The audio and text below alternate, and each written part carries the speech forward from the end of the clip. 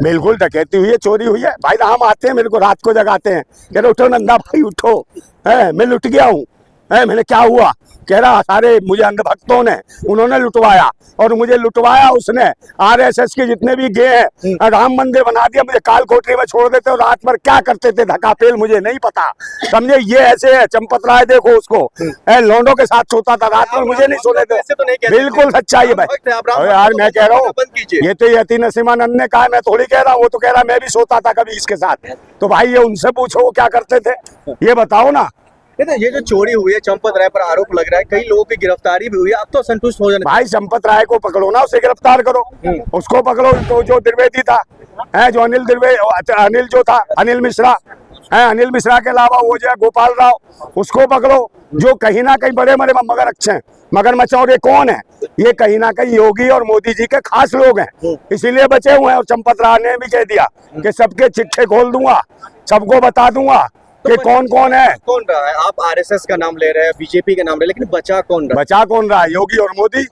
भाई एसआईटी क्यों गठित करी है, एफआईआर दर्ज पहले क्यों नहीं करी थी? योगी जी तो कह रहे हैं हम दूध का दूध पानी का पानी करेंगे। कोई नहीं, सबको पता है, वो सबको पता है कितना दूध का दूध कितना पानी का पानी करते हैं, इनका सबका पता है। ये शिक्षा के केंद्र बंद कर दिए, सब कुछ बंद कर दिया और लूट रहे हैं। और आप सभी जान रहे कि भाई राम मंदिर के लिए जगह खरीदी थी 3 करोड़ की, उसको भी 21 करोड़ की बता के पी गए, उसका भी पैसा पी गए।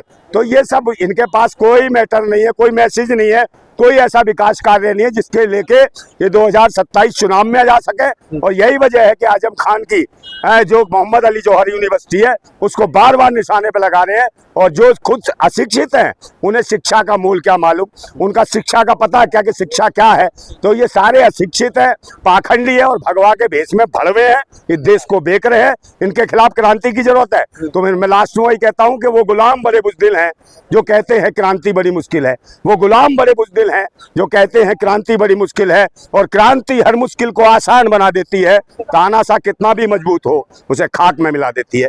वो समय आने वाला है को लेकर ही तो आफतें हो रही हैं। देखिए कितना बड़ा आंदोलन आज दिल्ली में हो रहा है, उसी आंदोलन में हम लोग आए हैं भाई। जीएनजी इकट्ठा हुआ और हम लोग भी उसमें शामिल हुए और आह्वान कर रहे थे। और कहीं ना कहीं पुलिस की बर्बरता और शासन और प्रशासन की इतनी बड़ी बर्बरता है कि लोगों को संसद मार्ग पर जाने नहीं दिया जा रहा। यहाँ तक कि भूख हड़ताल पे लोग परेशान हैं, दुखी हैं। 22-22 दिन हो गए हैं भूख हड़ताल पे, छोटी छोटी बच्चियां बैठी हुई हैं। और कहीं ना कहीं जिस प्रकार सोनम वांगचुक के साथ जो इन्होंने कृतज्ञ करे, जो कर्म करे, कुकर्म करे एक तरीके से, और निश्चित रूप से ऐसे उठाया गया जैसे कहीं ना कहीं लोकतंत्र और संविधान की अर्थी और जनाजा उठा लिया हो। इस प्रकार की हरकतें की है इन्होंने, तो ये देश के लिए कहीं ना कहीं तो दुखदायी बात है। और आज देखा जैसे आज दिल्ली के अंदर लाखों युवा सड़कों पर उतरा हुआ है, और कहीं ना कहीं ये विद्रोह कहीं ना कहीं पूरे देश में दिखाई दे रहा है। और ये विद्रोह जब पूरे देश में होगा तो हालात तो वही दिखाई देते हैं कि नेपाल से भयंकर होने वाले हालात है हमारे भारत में। और कहीं ना कहीं भड़काने की बात नहीं है, तो भड़के हुए हैं अंदर से भाई, घुटे हुए हैं लोग। कहीं ना कहीं सरकार ना शिक्षा पे काम कर रही, ना स्वास्थ्य पे, ना रोजगार पे, ना सुरक्षा पे, ना बहन बेटियों की चाहो। यहाँ तक शिक्षा के केंद्र नहीं, शिक्षा के केंद्र सरकारें बंद कर रही है।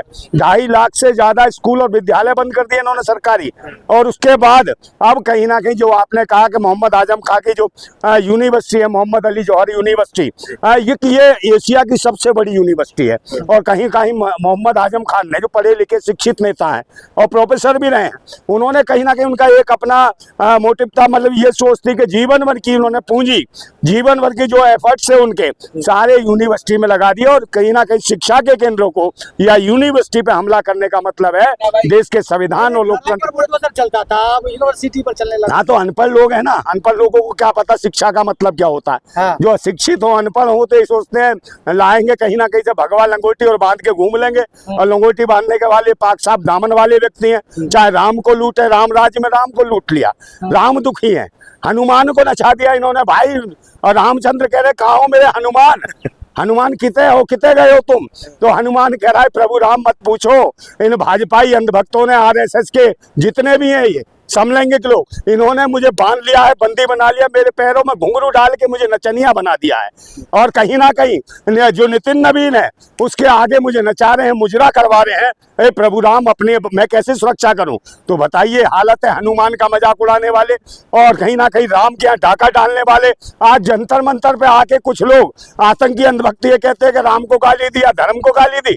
तो उनसे पूछो, उन पाखंडियों से जो आतंकी, जो राजनीतिक जो मंशा लेके घूम रहे हैं, उनसे कहो जो राम के यहाँ जिन्होंने डकैती मारी है, वो चंपत राय ने, जो कहीं ना कहीं यति नरसिम्हानंद कहता था कि भाई इसको तो लोंडे रखने की आदत है, ये शुरू से लोंडे रखता है और ये अय्यास है।